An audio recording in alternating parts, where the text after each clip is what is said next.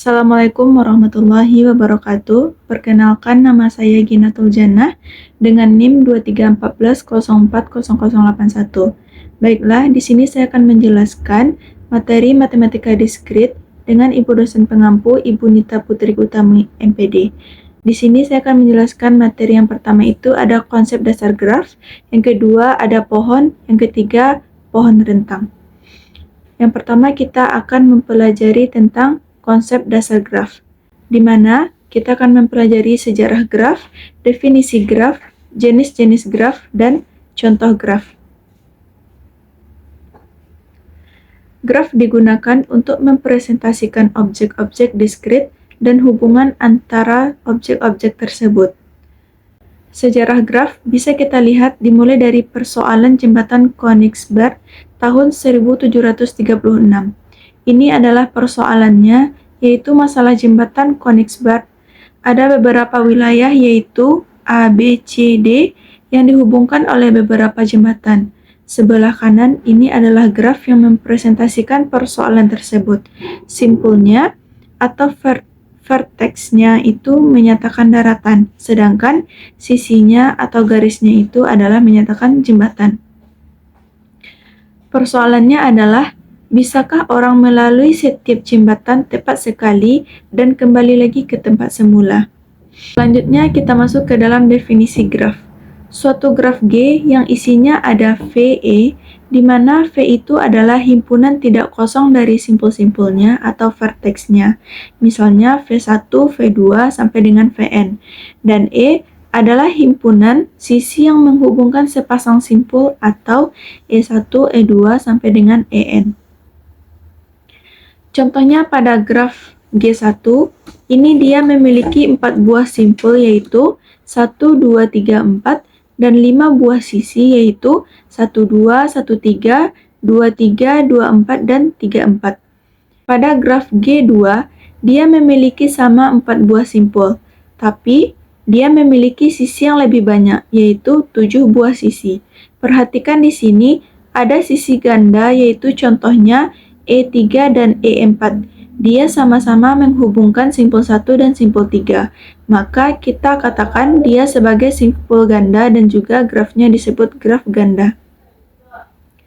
Contoh lain ada graf G3. Dia memiliki 4 buah simpul dan S-nya atau sisinya ada 8.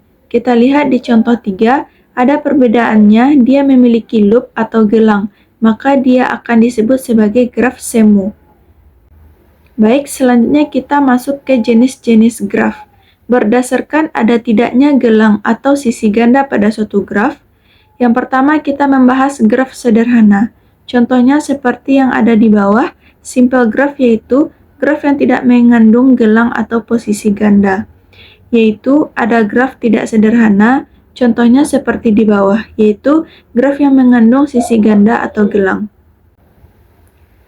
Ada juga jenis graf tak sederhana. Yang pertama, graf ganda atau multigraf, seperti gambar di bawah, yaitu graf yang mengandung sisi ganda, contohnya sisi-sisi seperti pada gambar.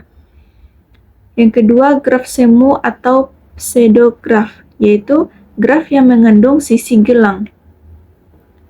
Kemudian, berdasarkan orientasi pada sisi, ada graf tidak berarah seperti gambar di samping, tidak mengandung arah dari sisi-sisinya. Dan yang kedua, ada graf berarah. Dia mengandung tanda panah atau arah yang menunjukkan arahnya dari awal ke berikutnya. Contoh di samping untuk yang pertama itu adalah graf tidak berarah untuk G1 dan graf G2 adalah graf yang berarah. Baik, untuk materi yang kedua kita akan membahas tentang pohon. Sebelum lanjut, kita masuk ke materinya dulu. Yang pertama itu ada pengertian.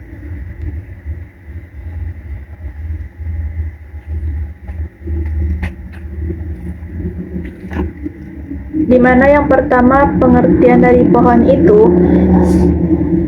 misalkan G adalah suatu graf sederhana atau tidak memiliki garis paralel dan loop. Jadi, maksudnya di sini G-nya adalah graf sederhana, artinya graf yang tidak memiliki garis paralel maupun loop. Yang kedua, kita masuk ke pengertiannya. G disebut pohon bila dan hanya bila G tidak memuat sirkuit dan terhubung. Maksudnya, graf dikatakan pohon itu bila memenuhi dua syarat. Yang pertama, syaratnya itu tidak memuat sirkuit. Yang kedua, syaratnya itu graf tersebut harus terhubung atau harus terdapat walk. Untuk pengertian yang ketiga, G disebut hutan atau forest bila dan hanya bila G tidak memuat sirkuit. Jadi untuk yang pengertian ketiga ini syaratnya cukup satu, yaitu G ini bisa kita sebut hutan bila dia tidak memuat sirkuit. Baik, ini adalah materi penjelasan terkait dengan pohon dan hutan. Untuk lebih memahaminya lagi, kita akan beralih ke contoh.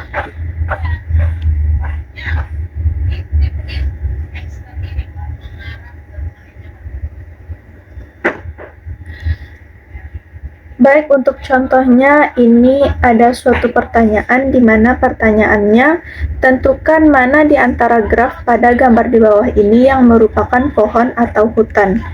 Untuk yang soal pertama kita lihat terlebih dahulu. Untuk gambar yang pertama kita cek dulu. Kita akan mengecek apakah graf ini memuat sirkuit atau tidak. Ternyata di sini graf pertama tidak memuat sirkuit. Artinya graf pertama ini memenuhi syarat yang pertama, yaitu untuk syarat pohon tadi tidak memuat sirkuit. Selanjutnya kita masuk ke syarat yang kedua. Syarat yang keduanya, graf tersebut harus terhubung. Kita lihat, kita amati. Setelah kita amati, untuk setiap titiknya di graf yang pertama ini itu terdapat walk. Jadi kita dapat simpulkan graf ini termasuk graf terhubung karena dua syarat itu terpenuhi. Maka graf yang pertama itu termasuk ke dalam pohon. Selanjutnya kita masuk ke contoh yang kedua. Setelah kita amati, kita lihat di sini ada graf dengan gambar seperti ini. Pertama, kita harus mengecek syarat yang pertama itu. Syarat yang pertama tadi adalah tidak memuat sirkuit. Jadi, setelah kita cek, untuk yang graf yang kedua ini tidak memuat sirkuit, terpenuhi. Untuk syarat yang kedua itu tadi graf tersebut harus terhubung. Kita cek untuk yang graf kedua ini katanya harus terhubung. Kalau kita amati, di sini terdapat beberapa titik yang tidak ada walk-nya atau mereka tidak terhubung. Contohnya itu V2 ke V4, V2 ke V7 atau V3 ke V7. Berarti mereka itu tidak terhubung atau tidak ada walk-nya. Jadi itu dapat kita katakan graf itu tidak terhubung. Makanya untuk yang contoh soal kedua ini kita tidak bisa menganggap dia pohon, tetapi itu termasuk ke dalam hutan. Oke, selanjutnya kita masuk ke contoh yang ketiga. Teman-teman bisa lihat contoh yang ketiga. Untuk yang syarat pertama itu memenuhi, karena setelah kita amati, untuk syarat yang pertama itu tidak memuat sirkuit. Di sini tidak ada sirkuit yang dibentuknya oleh graf ini terpenuhi. Untuk syarat yang kedua, graf tersebut harus terhubung. Jadi setelah kita lihat juga graf ini juga sudah terhubung, berarti ini termasuk ke dalam pohon. Selanjutnya kita bisa lihat untuk contoh soal yang terakhir atau yang keempat. Kita masuk ke yang pertama. Untuk syarat yang pertama tidak memuat sirkuit. Jadi setelah kita lihat ternyata ada sirkuitnya, yaitu yang mana sirkuitnya yaitu V3 ke V4 ke V5 dan kembali lagi ke V3. Itu maksudnya itu titik awal akan kembali lagi ke titik akhir, atau titik awal sama dengan titik akhir. Jadi itu mereka membentuk sirkuit. Jadi itu tidak memenuhi syarat untuk yang pertama. Untuk syarat yang kedua, itu graf tersebut harus terhubung. Sedangkan syarat pohon tadi, kita bisa mengatakan sebuah graf itu pohon kalau syaratnya itu tadi ada satu. harus tidak memuat sirkuit. Sedangkan di contoh soal yang keempat ini, graf ini sudah membentuk sirkuit. Jadi ini juga tidak bisa kita katakan dengan pohon. Jadi ini juga bukan termasuk pohon dan hutan. Berarti ini hanya untuk yang contoh soal yang keempat ini hanya graf biasa. Mungkin dari 4 contoh ini teman-teman bisa menganalisa mana yang bisa kita katakan sebagai pohon, mana yang bisa kita katakan sebagai hutan, dan mana yang bisa kita katakan sebagai graf biasa. Selanjutnya materi terakhir itu rentang pohon. Kita awali dengan pengertiannya. Pohon rentang suatu graf terhubung G adalah subgraf yang merupakan pohon yang memuat semua titik dalam G. Maksudnya di sini adalah syarat yang harus terpenuhi dahulu adalah masuk graf terhubung. Artinya semua titiknya harus terdapat walk. Kemudian berikutnya adalah subgraf dari G atau bagian dari graf G. Kemudian harus pohon. Kalau pohon artinya sudah dijelaskan di slide sebelumnya, yaitu tidak memuat sirkuit dan terhubung. Kemudian yang terakhir semua titik dalam G itu termuat atau muncul. Setiap graf terhubung pasti memiliki paling sedikit sebuah pohon rentang. Biar lebih jelas lagi, kita langsung masuk ke contoh pohon rentang. Carilah semua pohon rentang yang memungkinkan dibuat dari graf G yang tampak pada gambar di bawah ini. Jadi, kita punya suatu graf. Grafnya adalah ini. Kita diminta untuk menentukan semua pohon rentang yang mungkin dari graf ini. Lanjut saja kita ke penyelesaiannya. Yang pertama, kita sesuaikan lagi dengan pengertiannya. Yang pertama adalah harus graf terhubung.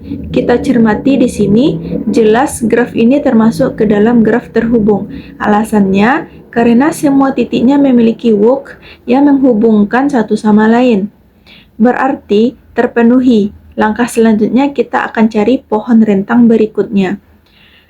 Kita gambarkan lagi bentuknya. Di sini bukan termasuk pohon rentang ataupun pohon. Kenapa? Karena di sini terdapat sirkuit. Jadi, supaya menjadi pohon rentang, ada garis yang harus dihilangkan. Misalnya garis V2 dan V5. Kita hilangkan, jadi grafnya adalah seperti ini. Kita cek ini termasuk subgraf dari graf ini. Jadi, ini terpenuhi. Kemudian, termasuk pohon. Kemudian, semua titiknya termuat atau muncul di sini. Jadi dapat disimpulkan graf ini termasuk ke dalam pohon rentang. Yang ketiga,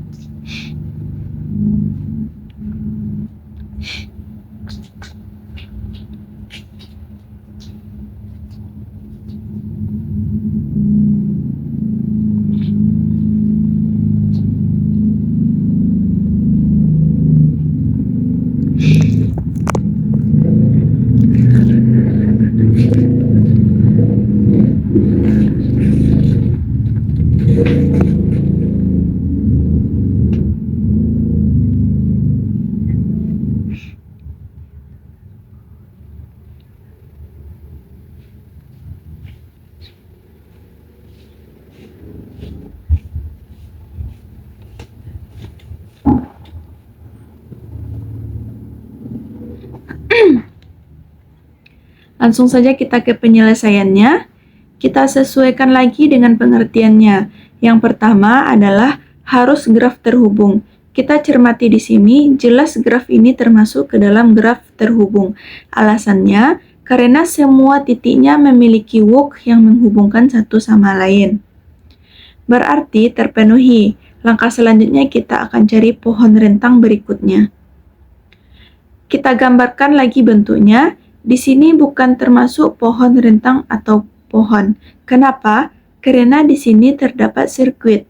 Jadi, supaya menjadi pohon rentang, ada garis yang harus dihilangkan. Misalkan, garis V2 dan V5. Kita hilangkan. Jadi, grafnya adalah seperti ini. Kita cek, ini termasuk subgraf dari graf ini. Jadi, ini terpenuhi. Kemudian termasuk pohon. Kemudian ini juga semua titiknya termuat atau muncul di sini.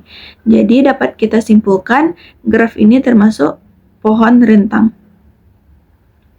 Kemudian kita akan cari lagi untuk pohon rentangnya. Buat grafnya seperti di soal dan kita akan coba hilangkan garis V1 dengan V2. Graf ini termasuk subgraf dari graf awal. Ya. Kemudian tidak ada sirkuit. Betul? Semua titiknya termuat, jadi jelas ini termasuk pohon rentang graf. Hilangkan garis V4 dengan V5. Tinggal dicek, graf ini termasuk subgraf dari graf awal? Iya. Kemudian tidak ada sirkuit? Betul. Semua titiknya termuat? Betul. Jadi jelas ini termasuk pohon rentang graf. Yang terakhir itu kita coba untuk menghilangkan garis V1 dengan V4. Tinggal dicek grafnya ini termasuk subgraf dari graf awal, apakah ya? Ya. Kemudian tidak ada sirkuit, betul. Semua titiknya termuat, betul. Jadi jelas ini termasuk pohon rentang graf. Jadi dapat kita simpulkan dari soal yang pertama tadi, kita mendapatkan total jumlah pohon rentang graf ini berjumlah 4 graf pohon rentang. Mungkin sekian materi dari saya. Terima kasih atas perhatiannya. Wassalamualaikum warahmatullahi wabarakatuh.